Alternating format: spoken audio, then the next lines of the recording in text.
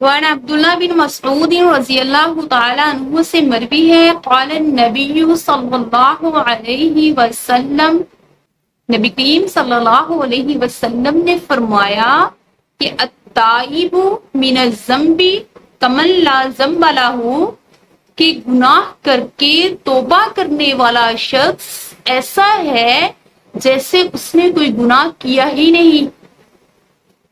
تو توبہ کا مطلب یہ ہے کہ اپنے ماضی گزشتہ گناہوں پر اللہ تعالی سے سچے دل سے توبہ کرنا اور آئندہ گناہ نہ کرنے کا پختہ ارادہ کرنا۔ خدا نہ خواستہ اگر اس کا وہ ارادہ ٹوٹ بھی جائے، اس کی توبہ ٹوٹ بھی جائے تو وہ پھر اللہ سے توبہ کر لے، اگر پھر ٹوٹ جائے تو پھر اللہ سے توبہ کر لے۔ جو شخص اللہ تعالیٰ سے ایک منٹ بھی سچے دل سے توبہ کرے گا تو اللہ تعالیٰ اس کے 100 سال کے گناہ معاف فرما دیں گے۔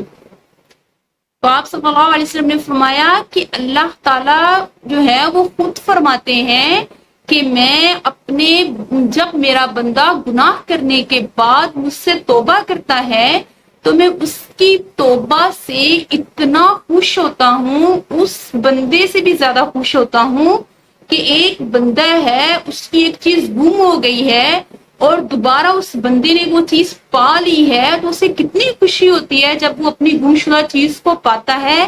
تو جب میرا بندہ مجھ سے توبہ کرتا ہے تو میں اپنے بندے کی توبہ سے اس شخص سے بھی زیادہ خوش ہوتا ہوں جو اپنی گم شدہ چیز کو پا کر خوش ہوتا ہے۔ تو اللہ تعالیٰ نے فرمایا کہ اگر کوئی بندہ مجھ سے دن میں 70 مرتبہ بھی توبہ کرے تو میں اس کی توبہ کو ضرور قبول کروں گا۔ اس لیے انسان چاہے بڑا گناہ کیا ہو چاہے چھوٹا گناہ کیا ہو تو ہر حال میں اللہ تعالیٰ سے معافی مانگنی چاہیے اور توبہ میں تاخیر ہرگز نہیں کرنی چاہیے۔ کیا پتا کہ انسان کی موت کب آ جائے اور وہ گناہوں میں لپٹا ہوا ہی اپنے اللہ سے ملاقات کرے۔ تو آپ صلی اللہ علیہ وسلم نے فرمایا کہ گناہ جو ہے وہ چاہے چھوٹا گناہ ہے، اگر وہ اس کو بار بار کرے گا تو وہ گناہ جو ہے وہ کبیرہ گناہ کے درجے تک پہنچ جائے گا۔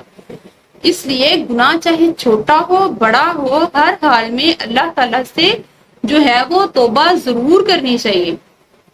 آپ صلی اللہ علیہ وسلم جو ہے وہ دن میں 70 مرتبہ اللہ تعالیٰ سے جو ہے وہ استغفار کرتے تھے۔ آپ نے فرمایا کہ دن میں 70 مرتبہ استغفار کیا کرو۔ تو قیامت کے دن سب سے زیادہ خوش نصیب وہ شخص ہوگا جس کے نامہ اعمال میں استغفار کی کثرت ہوگی۔ اور اللہ تعالیٰ سے دعا ہے کہ اللہ پاک ہمیں توبہ کی توفیق نصیب فرمائے اور اپنے گناہوں پر جو ہے وہ گناہ نہ کرنے کی توفیق عطا فرمائے اور دین پر عمل کرنے کی توفیق نصیب فرمائے۔ آمین ثم آمین۔